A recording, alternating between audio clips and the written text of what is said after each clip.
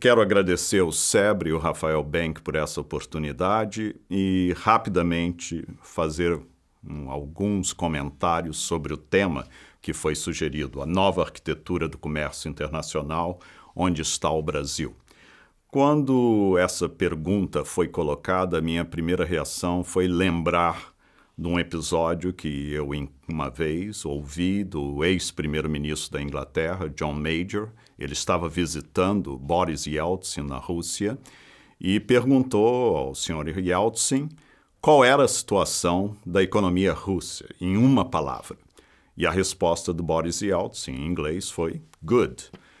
Então, John Major ficou um pouco, vamos dizer, surpreso com a resposta e pediu em duas palavras. E Boris Yeltsin disse, not good. Bem, se a mesma pergunta fosse colocada para mim em uma palavra, eu diria que a situação do Brasil, em bom inglês, é lost.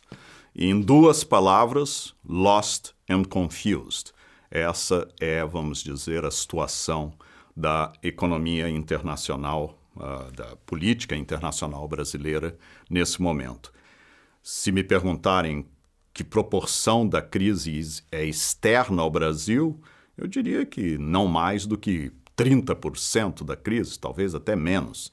Mas é verdade também que há aspectos da economia internacional hoje que não são favoráveis ao Brasil, particularmente a desaceleração da economia chinesa, as implicações dessa desaceleração para os preços de commodities, que foram muito importantes no início desse milênio em termos da evolução da economia brasileira. Quer dizer, esses headwinds, no momento, não nos são favoráveis. Para complicar ainda mais a situação, nós vamos ver nos próximos meses uma divergência entre políticas monetárias nos Estados Unidos, que se tornarão gradualmente mais restritivas, vis-à-vis as políticas monetárias na Europa e no Japão, e com isso haverá possibilidades de carry trading e especulação que vão favorecer o dólar e, nesse sentido, vão criar também implicações para o Brasil e, eventualmente, fugas de capital. Então, esse é vamos dizer, o cenário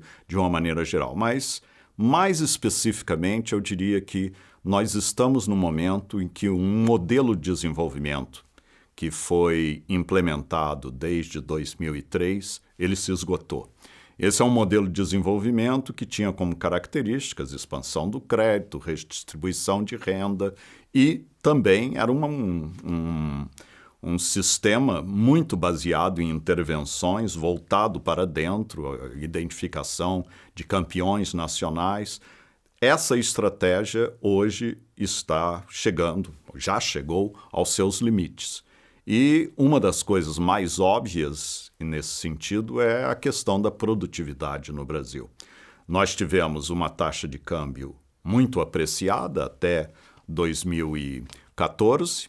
Apenas nos últimos 12 meses nós tivemos essa correção significativa, que todos estão a par, mas esse processo com uma apreciação do real até 2014 e com essas intervenções seletivas criou um meio ambiente não favorável ao comércio internacional brasileiro.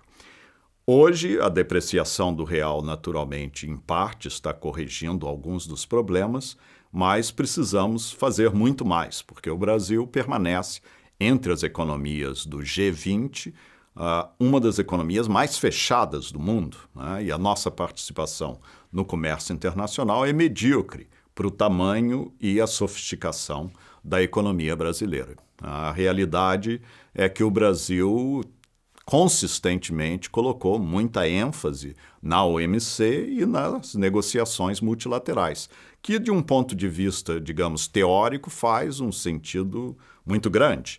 Na prática, como nós sabemos, a rodada Doha continua em coma, que eu caracterizaria como uma coma terminal neste momento, e, obviamente, a estratégia, aqui não por culpa brasileira, mas por causa da situação do sistema multilateral hoje, certamente o aspecto negociador está totalmente paralisado.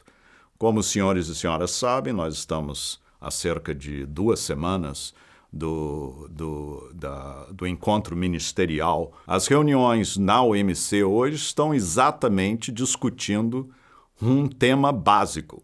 Alguns países, como os Estados Unidos, não querem de forma alguma uma declaração que reafirme o mandato de Doha, enquanto outros países, como Índia, África do Sul, querem que isso esteja muito explícito na declaração ministerial. Então, esse é o momento que chegamos a nível multilateral. E há também o aspecto de tática, porque o Brasil colocou muita ênfase, naturalmente, na agricultura, que se compreende em termos das nossas vantagens comparativas, mas, ao mesmo tempo, essa estratégia, essa tática, levou a uma situação em que não havia possibilidades de trocas em termos de interesses comerciais em outras áreas, com o Brasil basicamente enfatizando a agricultura primeiro, antes de todas as outras áreas, como NAMA e serviços.